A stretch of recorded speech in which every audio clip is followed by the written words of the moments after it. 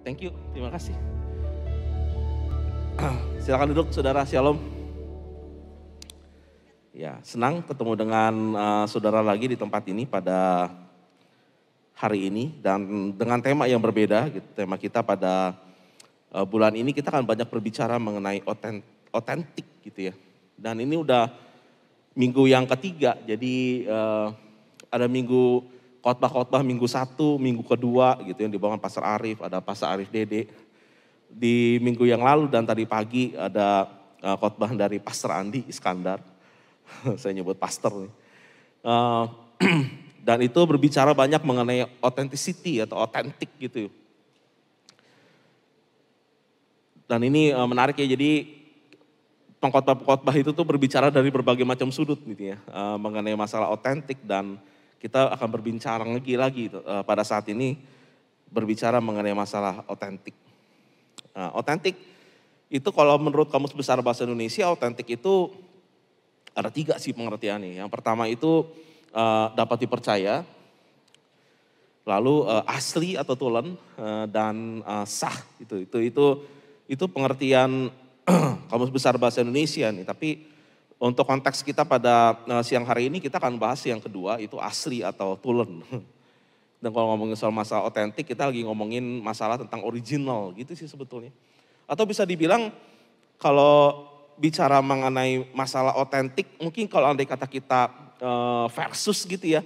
Ini kita lagi ngomongin soal masalah original atau asli versus fake atau tiruan. Atau beberapa orang nyebutnya KW. Ya walau ya kita bisa argue sih ya. Karena ada beberapa orang yang bilang bahwa KW itu bukan tiruan, tapi KW itu ngomongin soal masalah quality gitu. Ada kualitas nomor 1, KW1, KW2, kualitas nomor 2 dan seterusnya gitu ya. Tapi untuk memudahkan pembicaraan kita pada siang hari ini ya, dan supaya saya kurung dulu nih ya, istilah KW yang saya maksud di sini adalah intinya untuk mengganti kata tiruan. Jadi supaya kita ada di page yang sama gitu ya. Ini untuk mengganti kata tiruan, dan jadi KW itu mirip bisa dibilang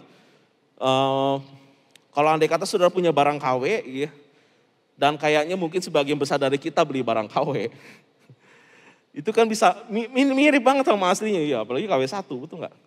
Dan bisa memenuhi sebagian fungsinya, lebih murah, dan hebohnya adalah prestisnya sama. Jadi kalau andai kata saudara pakai sepatu yang KW gitu, dan orang lihat dari jauh, wih kelihatannya keren banget ya, apalagi KW1 gitu ya. Jadi harganya udah lebih murah pula,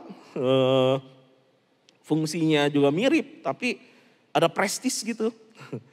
Walaupun kita tahu bisa jadi barang KW itu ketahanannya nggak sama, QC-nya juga beda, dan after sale service-nya juga nggak ada bisa jadi, atau kurang bagus, nggak seperti yang original. Tapi banyak orang pilih barang KW. Dan ini ada satu contoh nih di depan nih. Ini sorry ya, saya bawa. Di sini ada 2 botol minum.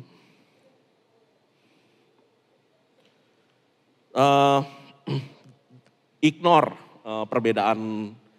perbedaan besarnya dan perbedaan warnanya, tapi polanya mirip sebenarnya antara 2 ini. Dan guess what? Satu itu ori, yang satunya KW. Kelihatan gak sih dari ini? Oh iya kelihatan. Mirip kan? Mirip ya. Saudara bisa tebak gak yang mana yang ori, yang mana yang KW? Yang hijau ori. Kelihatan itu ternyata ya. Tuh ya. Polanya mirip loh. Dari jauh kalau andai kata saya tenteng yang biru,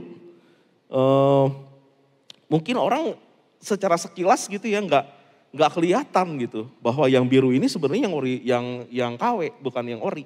Yang orinya ini yang ini nih, yang hijau. Tapi kalau dipegang memang kelihatan sih bedanya. Yang ini lebih tipis nih. Tapi polanya memang mirip. Dibikinnya mirip gitu. Seperti sama yang ori. Dan ini kan masalahnya kan gini ya.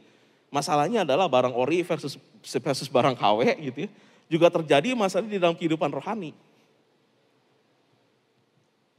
Yang kadang-kadang kita susah bedain ya mana yang ori, mana yang KW. Buat orang-orang yang nggak terlatih, mungkin apalagi kita nggak tahu barang-barangnya gitu ya. Saya pernah ditawarin di bandara. Di bandara ada orang yang tiba-tiba datang dan bilang, "Pak, ini jam tangan murah," katanya gitu ya. "Ini ori loh." Lalu dia buka, katanya ya saudara tahu lah, kalau saudara sering ke bandara suka ada yang kayak gitu-gitu. Ini ori loh, murah harganya, cuma segini nih. Ya ini masalahnya gini, masalahnya kan saya nggak bisa ngebedain mana yang ori, mana yang KW, jujur aja, awam gitu. Ada kalanya mesti dibutuhkan orang yang benar-benar ngerti, dibutuhkan orang punya pengalaman atau orang yang ahli tanda kutip untuk bisa ngebedain yang mana yang ori, yang mana yang KW gitu. Saking KW-nya itu jago banget bikinnya sampai mirip kayak ori gitu. Nah, bagaimana cara membedakan antara ori dengan KW, dan ini kan yang jadi problem tersendiri sebenarnya di dalam kehidupan sekarang untuk barang ya. Tetapi di dalam kehidupan rohani kan juga benar kayak gitu. Kalau kita lagi ngomongin soal authenticity, kalau andai kata kita lagi ngomongin soal ori gitu ya. Banyak juga yang sifatnya KW. Dan kita akan ngebahas masalah ini gitu ya, pada saat ini, ori versus KW. Walaupun gak bisa semua dan gak dalam. Ini menarik sih sebenarnya. Bisa dibikin seri ini sebenarnya ori versus KW, karena banyak juga yang ori, yang banyak juga yang KW gitu. Ini bisa jadi seri khotbah tersendiri. Tapi kita akan membahas beberapa ori versus KW. Walaupun nggak dalam ya sekali, tapi kita akan bahas beberapa poin original versus KW. Yang pertama, ya kita mulai aja langsung yang pertama ya. Yang pertama itu adalah saya ori versus saya KW. Ini udah banyak dibahas sebetulnya di waktu khotbahnya Pastor Arif di minggu pertama, lalu khotbahnya Ko Dede kemarin di minggu yang kedua, ini lagi ngomongin soal kita yang ori gitu. Tapi sebenarnya ada juga kita yang KW sebenarnya. Bingung ya. Ini saya sebenarnya yang mana yang saya yang ori dan yang mana yang saya nggak ori gitu. Yang mana ini bukan kamu nih, ini bukan originalnya kamu nih ya. Tapi di mana saya bisa ngebedain yang ini loh yang Tuhan mau, ini yang ori, yang ini yang KW. Satu hal nih ya. Efesus 2 yang ke-10 mengatakan seperti ini. Ini salah satunya nih, cara ngebedain. Karena kita ini buatan Allah, diciptakan dalam Kristus Yesus untuk melakukan pekerjaan baik yang dipersiapkan Allah sebelumnya. Ia mau supaya kita hidup di dalamnya. Perhatikan ayat ini nih. Efesus 2 yang ke-10. Di situ dikatakan karena kita ini buatan Allah. Buatan Allah berarti Allah itu menciptakan kita, betul kan? Diciptakan dalam Kristus Yesus, berarti kita ini diciptakan melalui firman Allah. Ya, ini juga ada ayatnya. Lalu dari dua ini aja kita sebenarnya seharusnya kagum bagaimana Tuhan memandang penciptaan kita, kehidupan kita, kejadian kita gitu. Dan saya percaya ini bukan hanya ngomongin soal masalah kelahiran baru, tetapi ini juga berbicara mengenai keberadaan kita. Jadi keberadaan kita itu bukan cuma suatu kejadian biologis, tapi keberadaan kita itu juga sebetulnya ada campur tangan Tuhan. Diciptakan dalam Kristus Yesus, dalam firman Allah. Ini nggak lagi ngomongin soal Adam dan Hawa, tapi ini lagi ngomongin kita gitu. Jadi surat ini kan ditujukan Paulus kepada jemaat di Efesus. Jadi ini lagi ngomongin kita, bukan lagi ngomongin soal penciptaan Adam dan Hawa. Jadi memang kejadian kita itu ada campur tangan Tuhan di situ. Dan ada tujuannya loh, kenapa Tuhan kok menciptakan kita gitu. Di situ dibilang tujuannya adalah ia mau yang diciptakan dalam Kristus Yesus untuk, ini kata untuk kan berarti ngomongin soal masalah tujuan nih. Kenapa kok seseorang itu ada? Untuk melakukan pekerjaan baik. Yang dipersiapkan Allah sebelumnya. Berarti memang ada tujuan Tuhan di dalam kehidupan kita masing-masing. Kenapa saudara ada? Kenapa saya ada? Dan di situ dibilang ada untuk melakukan suatu pekerjaan baik yang dipersiapkan Allah sebelumnya. Jadi nggak ada istilah kecelakaan sih sebenarnya. Walaupun orang tua saudara mungkin memandang kejadian saudara itu kecelakaan, tapi surga nggak pernah kecolongan. Nggak ada tuh ceritanya Gabriel tiba-tiba garu-garu kepala gitu ya, padahal nggak ketombean. Lalu datang ke tahtanya Tuhan dan bilang bahwa mohon maaf Tuhan, laporan kayaknya ada salah input data di salah satu administrasi malaikat. Kayaknya ada yang kepencet enter dan kita nggak pernah planningin sebelumnya, ada satu orang lahir gitu. Nggak pernah ada maladministrasi gitu di sorga. Dan itulah kenapa di situ dikatakan bahwa kita ada itu untuk melakukan satu pekerjaan baik, ini persiapan Allah sebelumnya. Jadi ada tujuan tertentu loh, kenapa kita ada tujuan tertentu, kenapa kita ditempatkan di satu tempat tertentu. Contohnya di keluarga kita misalnya. Sejelek-jeleknya keluarga saudara, ada maksud kenapa Tuhan taruh kita di situ. Untuk mempengaruhi keluarga itu. Untuk melakukan pekerjaan baik di situ. Jadi bisa dibilang ada sesuatu yang besar yang Tuhan siapkan untuk kita. Tuhan punya rencana. Ya. Dan Tuhan memperlengkapi kita untuk bisa memenuhi rencana itu. Ini pokoknya ini topiknya jadi panjang sebenarnya. Tapi intinya sih gini ya, kalau dalam masalah kita berbicara mengenai saya Ori dan saya KW. Ketika kita bergerak di luar dari apa yang Tuhan sudah siapkan untuk kita. Maka kita sudah nggak jadi seperti apa yang Tuhan rencanain. Saya ulang. Ketika kita bergerak di luar dari apa yang Tuhan siapkan untuk kita, maka kita sudah nggak menjadi seperti apa yang Tuhan rencanain. Bisa dibilang kayak gini lah. Saya mungkin bikin lebih simpel lagi. Kalau andai kata saudara ada di luar Tuhan, Tuhan nggak mau itu. Itu udah nggak masuk planningnya Tuhan. Karena Tuhan ingin kita melakukan satu pekerjaan baik yang Tuhan siapkan, kan gitu ya. Jadi ketika kita menjauh daripada Tuhan, ketika kita ada di luar Tuhan, itu udah di luar planning perencanaan Tuhan. Tuhan menciptakan kita bukan untuk itu. Jadi pada saat itu udah nggak originalnya kita. Nggak sesuai dengan purpose yang Tuhan mau. Pada saat itu udah nggak ori.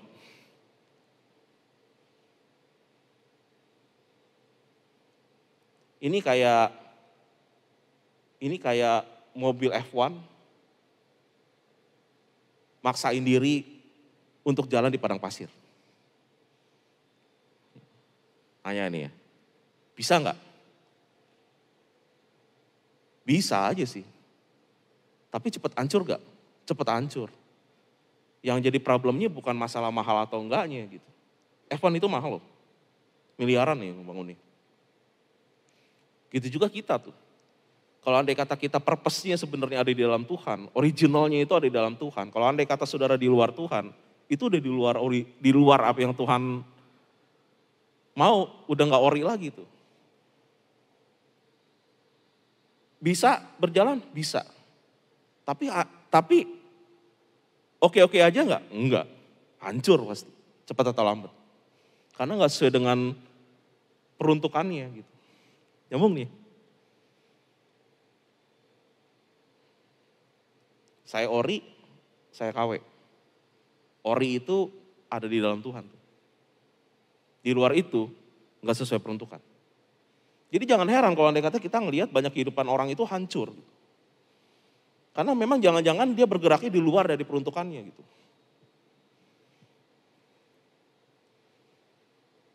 Kalau saudara bergerak di luar Tuhan, itu udah di luar rel. Saudara tuh dibentuk, diciptakan bukan untuk itu. Kita diciptakan itu untuk ada di dalam Tuhan, melakukan pekerjaan baik yang Tuhan sudah siapkan. Di luar itu, di luar peruntukan. Kalau udah di luar peruntukan, kalau udah di luar tujuan, hancur.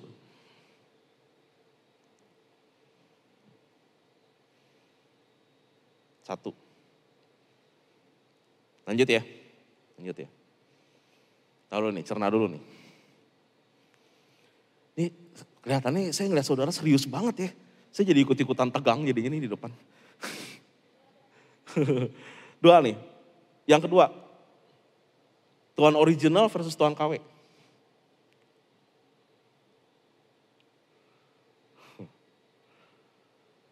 Emangnya ada Tuhan KW? Ada Tuhan KW.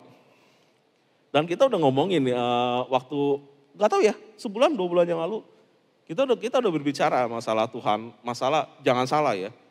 Tuhan itu kalau andai kata kita ngelihat Tuhan itu hanya berdasarkan fungsi, Tuhan itu bisa digantikan. Karena ada yang tanda kutip nih, bisa menggantikan perannya Tuhan. Jangan-jangan ini Tuhan KW-nya kita gitu. Contoh Tuhan KW yang terang-terangan belak-belakan dibilang sama Tuhan. Ini salah satu contoh aja ya. Saya cuma jadi ini sebagai contoh supaya kita lebih paham aja ya. Banyak sebenarnya. Di Matius 6 ayat ke-24. Matius 6 ayat ke-24 ngomongnya begini. Tak seorang pun dapat mengabdi kepada dua tuan, karena jika demikian, ia akan membenci yang seorang dan mengasihi yang lain. Atau ia akan setia kepada yang seorang dan tidak mengindahkan yang lain. Kamu tidak dapat mengabdi kepada Allah dan kepada Mamon.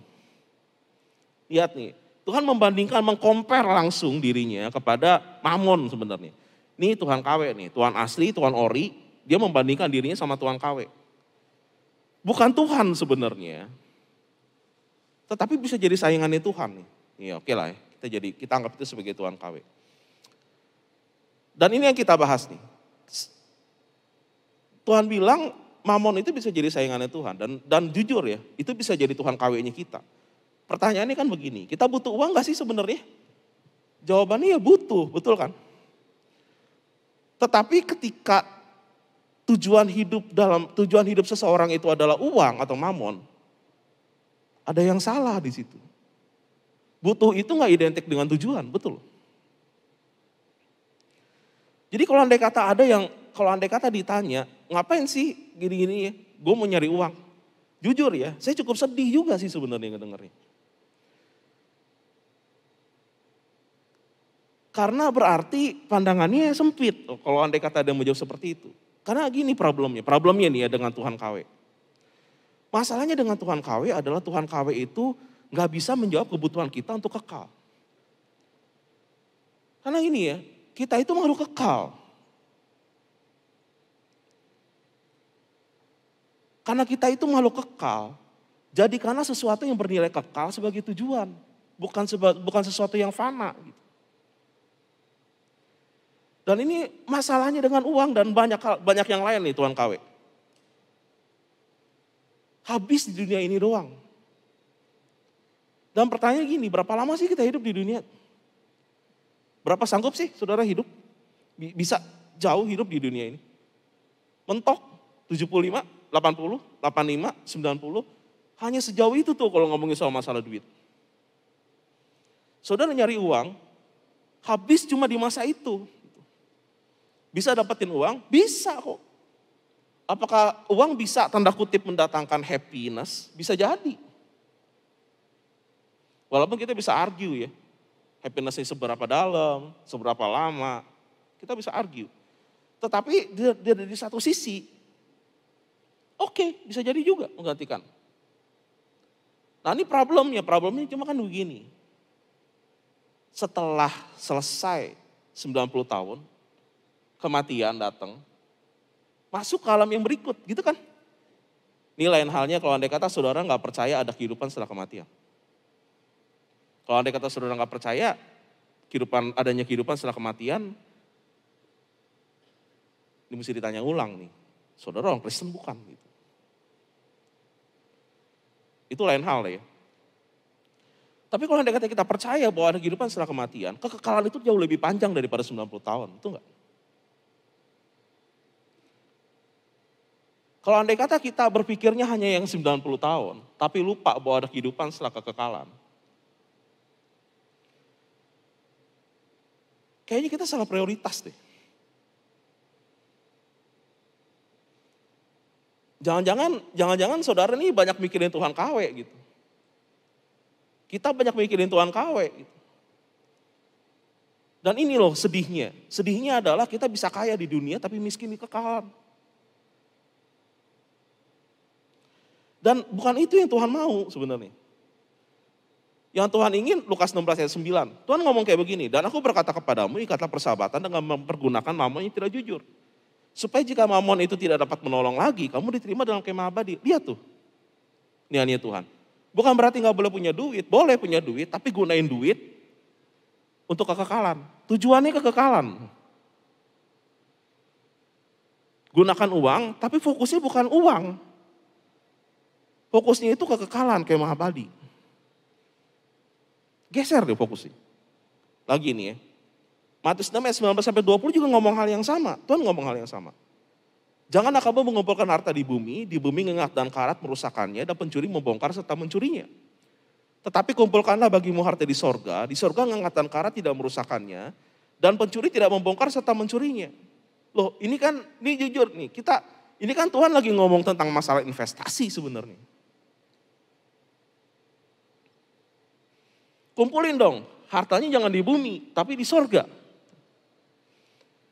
Kita nih, banyak di sini anak muda, betul ya. Dan kelihatannya kita nih banyak yang mulai invest nih ceritanya. Untuk kehidupan kita ke depan, kita macam-macam lah invest, betul ya. Dan sekarang kelihatannya nabung di bank itu udah gak dianggap lagi sebagai bentuk investasi. Gitu. Karena kita rugi. Ya minimal deposito dah. Atau apa ya yang sama dengan inflasi sekarang. Ada yang mulai nabung reksadana, ada yang main saham, ada yang main logam mulia, walaupun katanya LM nggak gitu bagus sekarang. Ada yang mulai berani main Bitcoin.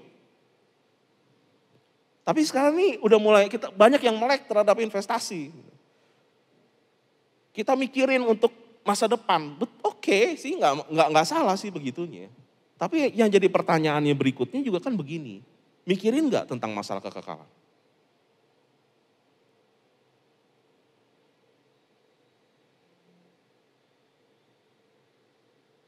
Mikirin nggak? Nanti saya setelah hidup, setelah di sini, kalau di sono ngapain? Gitu.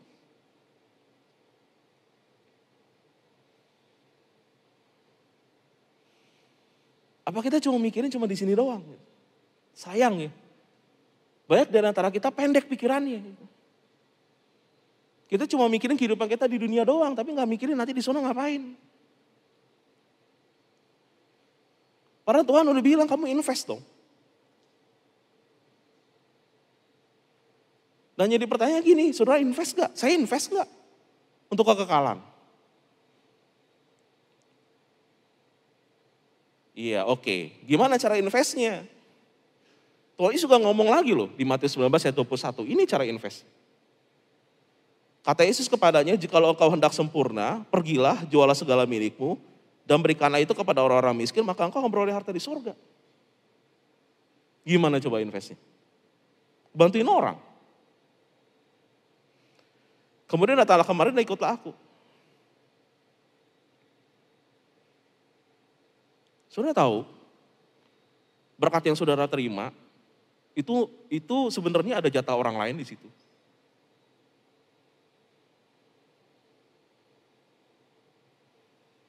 Nah, jadi berat ya. Banyakin bantu orang. Tapi kan bantu orang butuh duit. Iya, emang gak salah, emang butuh duit.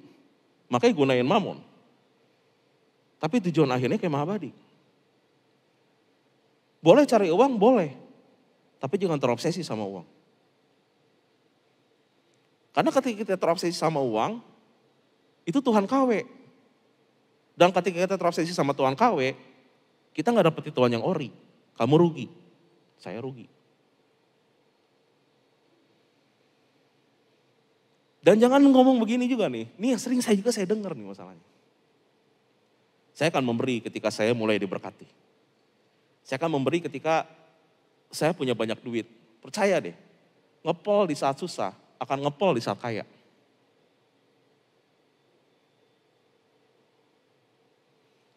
Karena yang jadi masalah bukan itunya, yang jadi masalah itu pola pikirnya. Kalau duit itu sangat berharga, pertanyaannya gini, mau gak saudara ngelepasin barang yang berharga yang saudara punya dengan santainya kepada orang lain? Gak bakalan. Tapi kan kaya kalau andai kata mentalnya bilang bahwa uang ini berharga buat saya dan saya gak mau kehilangan itu, saudara gak bakal lepasin. Jadi sebenarnya bukan masalah dikit atau banyak saya punya duit. Jadi kalau andai kata dari nih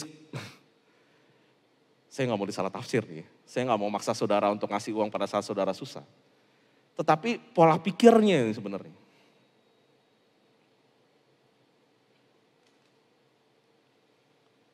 Saudara mandang uang itu apa gitu.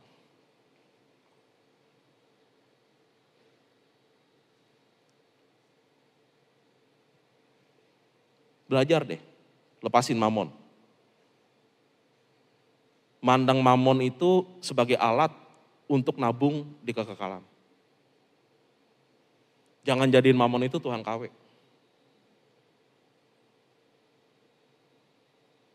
Rugi. Hidup kita itu kekal. Ya, saya ulang nih ya. Hidup kita itu kekal. Kematian itu pindah dimensi. Hidup kita nggak selesai di dunia ini doang, set, berhenti. Enggak. Ketika kita meninggal, kita pindah dimensi. Oleh karena itu gini, please jangan salah prioritas.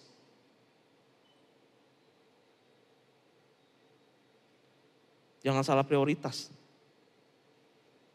Satu hal yang saya percaya, saya akan melayani Tuhan juga di kekekalan sebagaimana saya melayani Tuhan di muka bumi ini. Di sorga nanti ada tugas yang mungkin akan saya harus lakukan. Saya akan tetap melayani Tuhan yang hidup di sana, bukan cuma di sini. Dan yang saya lakukan sekarang adalah saya sedang mempersiapkan diri saya supaya saya bisa menerima tanggung jawab yang besar di sana. Karena kehidupan gak selesai cuma di sini. Kalau kita memandang kehidupan selesai cuma di sini, malang.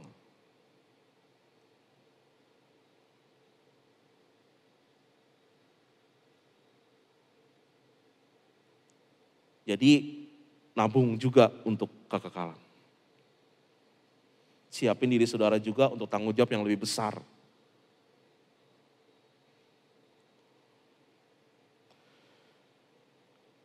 Lanjut ya. Waktu saya udah mau habis. Masih ada 2 lagi. Tahu keburu gak yang keempat? Yang ketiga, penyembahan original versus penyembahan KW.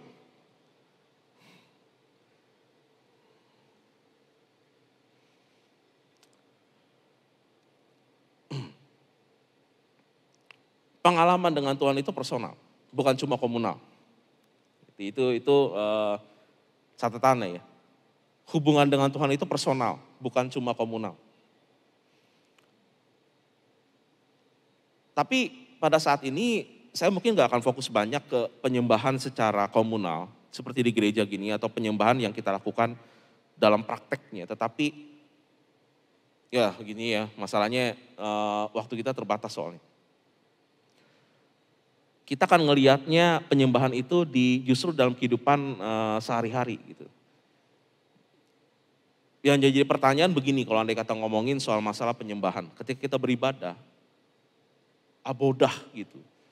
Itu sebenarnya lagi tunduk kepada gitu. Itu siapa yang sebenarnya kita taruh di pusat penyembahan kita. Itu lagi ngomongin soal masalah ibadah itu.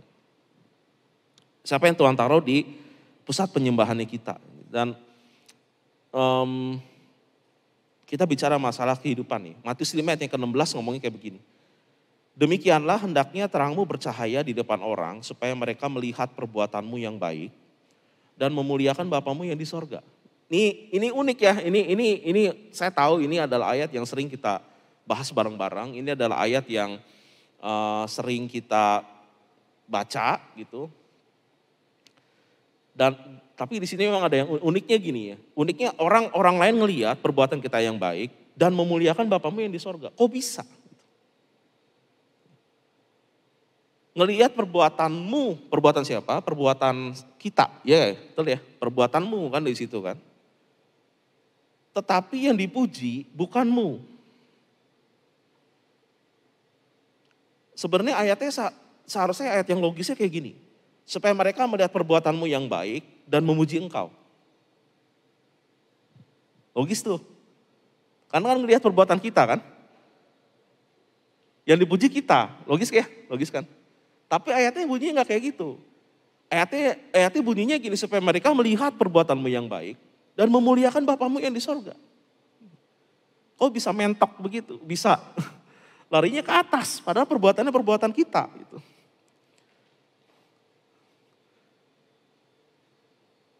Tapi gini, ini yang saya dapat. Jangan salah ya. Jangan salah. Orang di sekitar kita tahu kok, sebenarnya kehidupan kita itu berpusatnya di mana. Gak bisa bohong sama mereka. Keluarga saudara tahu, saudara berpusatnya di mana kehidupan saudara. Teman-teman dekat mungkin tahu, saudara itu berpusatnya di mana kehidupan.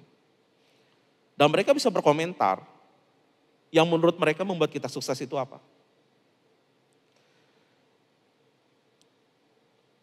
Kalau mereka berkomentar, ketika kita sukses, ketika kita memberikan pengaruh, dan mereka berkomentar, itu gara-gara Tuhan tuh. Memang orangnya rajin sih, rajin berdoa, orangnya benar-benar puasa, orangnya benar-benar taat banget sih sama Tuhan. Jadi ya pantas lah kalau andai kata dia seperti itu. Nah, itu memuliakan Bapamu yang di sorga, betul nggak? Tapi kalau andai kata saudara sukses, terus orang ngomong kayak begini, itu mah koneksi.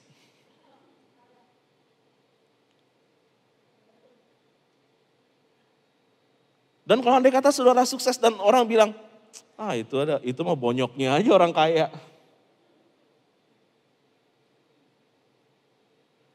Dan kalau andai kata saudara sukses dan, itu mah nilep tuh, sadis banget ya.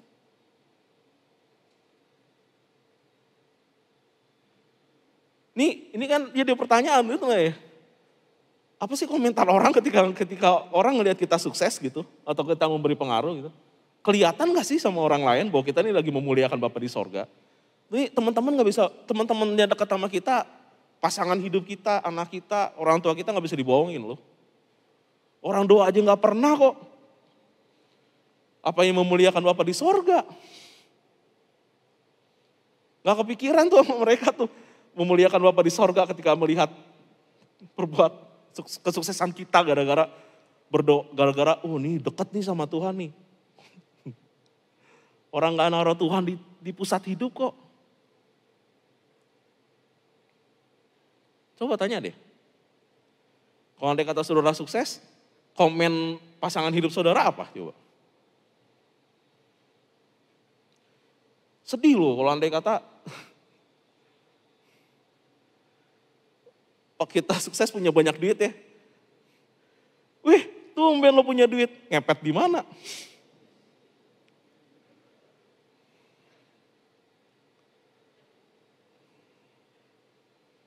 Gue berdoa bro, gue berdoa. Tumben lo doa.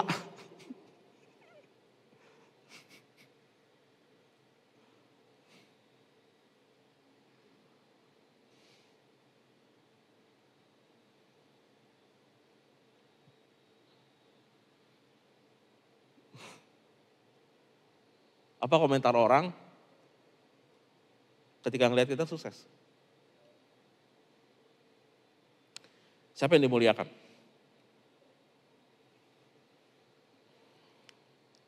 Satu lagi deh ya, masih 2,5 menit nih, keburu nih. Ini penting soalnya karena saya ngeliat banyak, ini sengaja nih dimasukin ini karena banyak anak muda nih di sini. Yang keempat itu pernikahan original versus pernikahan KW.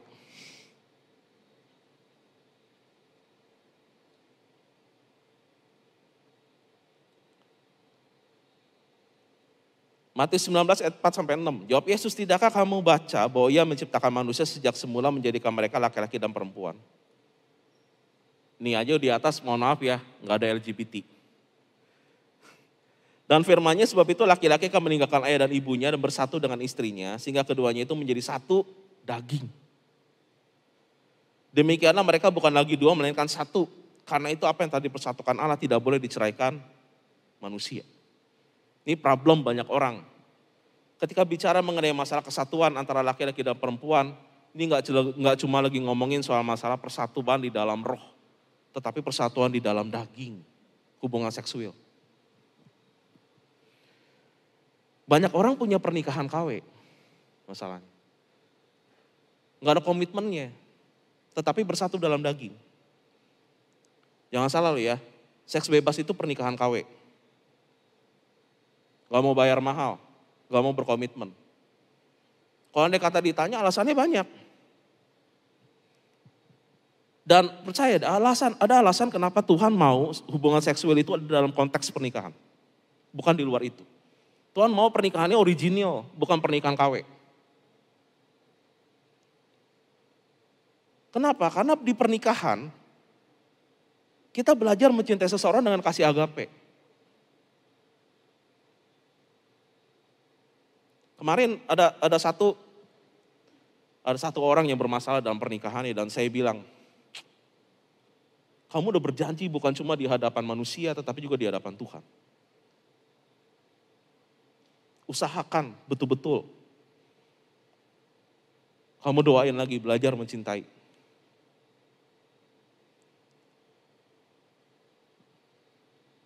Tapi kita kayaknya udah gak ada ketidakcocokan.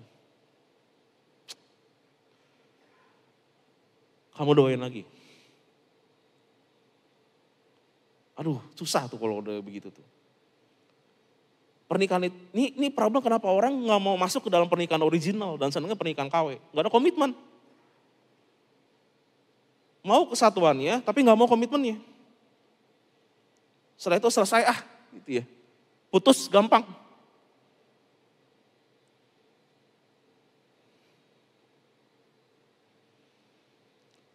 Pernikahan KW gak diberkati Tuhan. Taunya dari mana? Contoh nih ya, Yohanes 8 ayat 10 sampai 11.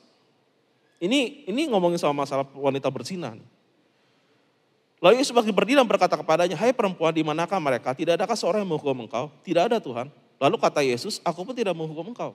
Pergilah dan jangan berbuat dosa lagi mulai dari sekarang. Pertanyaannya nih, lihat nih perkataan Tuhan Yesus. Jangan berbuat dosa lagi mulai dari sekarang. Itu berarti perzinahan di mata Tuhan, itu dosa. Makanya kenapa dia ngomongnya kayak begitu, jangan berbuat dosa lagi, jangan ulangin lagi. Jadi jangan dianggap pernikahan KW itu biasa, enggak, pernikahan itu dosa, pernikahan KW itu. Di mata Tuhan itu dosa. Dan Tuhan bisa menghukum dosa itu kan dibilang, aku nggak akan menghukum engkau. Berarti Tuhan sebenarnya bisa menghukum. Karena itu dosa. Jangan coba-coba masuk pernikahan KW. Pernikahan itu original lah. Jangan ngejar pernikahan KW yang gak ada komitmen. Karena itu dosa dan itu gak benar di mata Tuhan. Saya gak peduli apa kata orang-orang, itu normal, itu biasa. Yang jadi patokan kita itu patokan kekekalan Tuhan.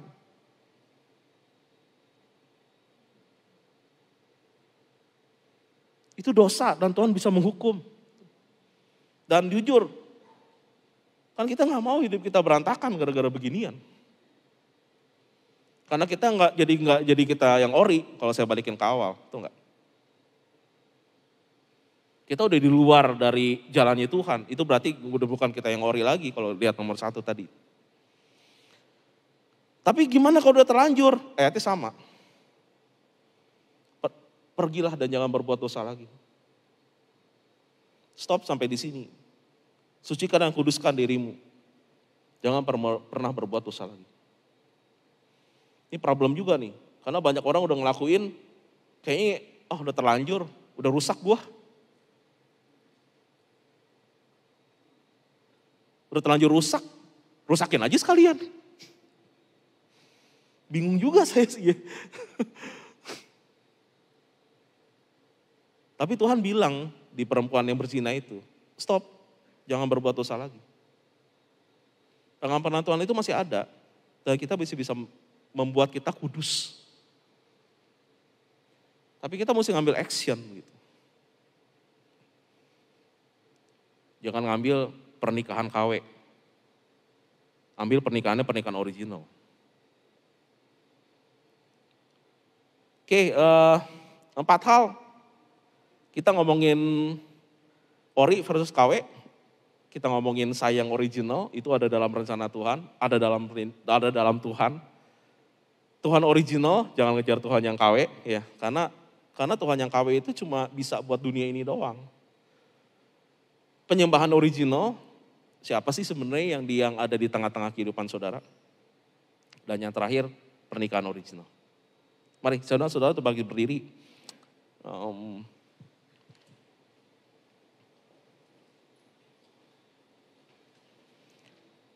Kita akan merenungkan firman Tuhan pada siang hari ini.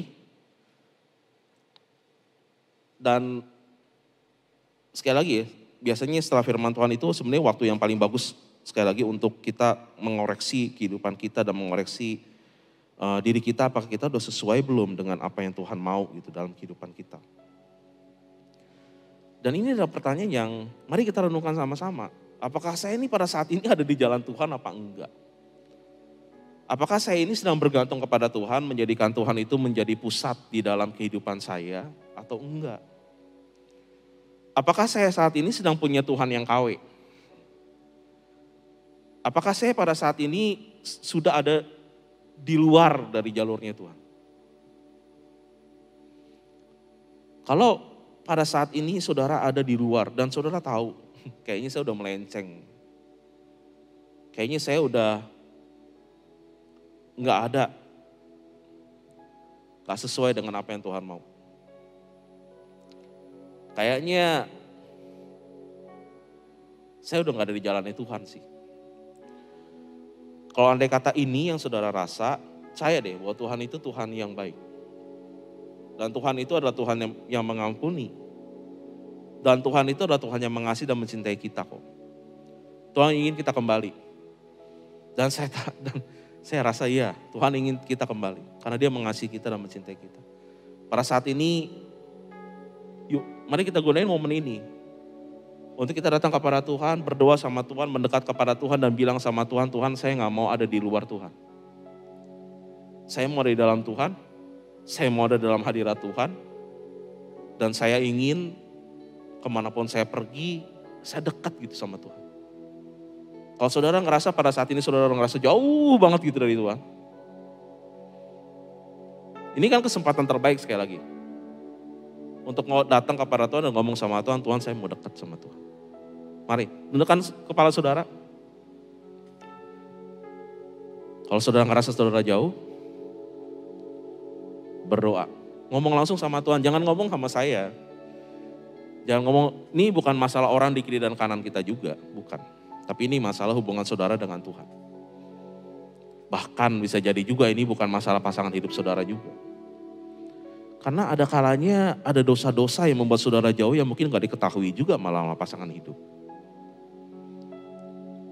Ini masalah kita sendiri sama Tuhan.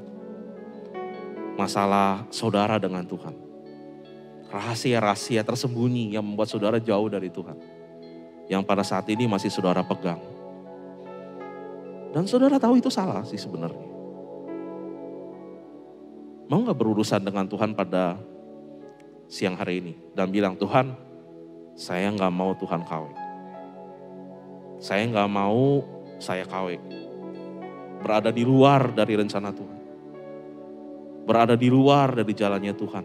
Hidup penuh dengan dosa itu saya KW. Karena saya ori itu Tuhan menciptakan kita itu untuk dekat dengan Dia, untuk menjalankan apa yang Dia mau. Kalau saudara ngerasa bahwa pada saat ini kok saya kayak hidup saya ini kayak palsu gitu ya. Saya datang ke gereja tapi saya tahu saya sebenarnya kayak ngerasa nggak layak gitu ada di sini gitu. Tuhan ada di sini kok. Dan saudara bisa ngomong sama Tuhan. Dan saudara bisa bilang sama Tuhan, Tuhan hidup saya gak benar. Tapi saya mau benar. Saya butuh Tuhan. Saya butuh Engkau. Saya butuh Tuhan. Saya butuh Engkau. Saya butuh Engkau. Saya butuh Engkau. Saya butuh Engkau.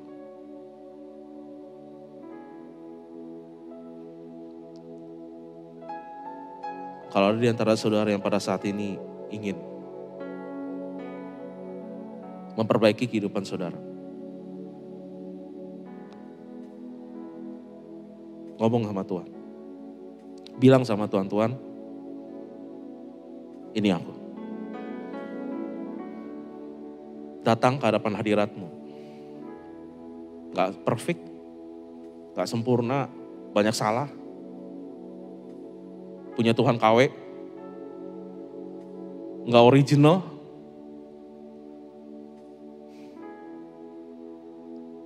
Tapi saya mau berubah. Saya mau jadi orang yang benar. Dan untuk itu saya butuh Tuhan. Kayaknya nggak bisa kok pakai kekuatan saya sendiri. Saya butuh Engkau. Ngomong sama Tuhan. Bilang sama Tuhan.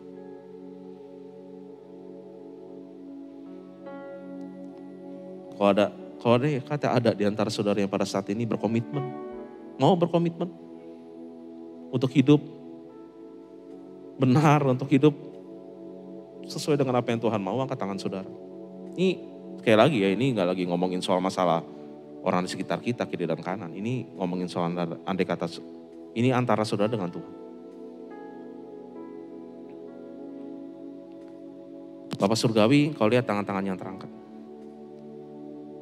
Orang-orang yang berani, berkomitmen, tahu bahwa kehidupan yang dijalani ini perlu diperbaiki. Bapak, Engkau lihat mereka. Engkau lihat hati mereka. Engkau lihat keberadaan mereka. Mereka butuh Tuhan. Mereka butuh juru selamat. Karena mereka tahu mereka gak bisa nyelamatin diri mereka sendiri. Justru karena mereka ngerasa gak sanggup, makanya mereka angkat tangan. Mereka butuh Tuhan. Dan pada saat ini aku berdoa. Jadilah juru selamat dalam kehidupan mereka. Mengubahkan kehidupan mereka. Aku percaya Roh Kudus akan berkarya. Aku percaya Roh Kudus akan mengubah hati. Aku percaya bahwa Roh Kudus akan memberikan kekuatan. Dan aku percaya akan ada kesaksian yang besar yang akan mereka ceritakan. Bahwa Tuhan itu adalah Tuhan yang mengubah hidup. Tuhan itu adalah Tuhan yang mengubah arah hidup. Dan Tuhan adalah Tuhan yang membuat mujizat.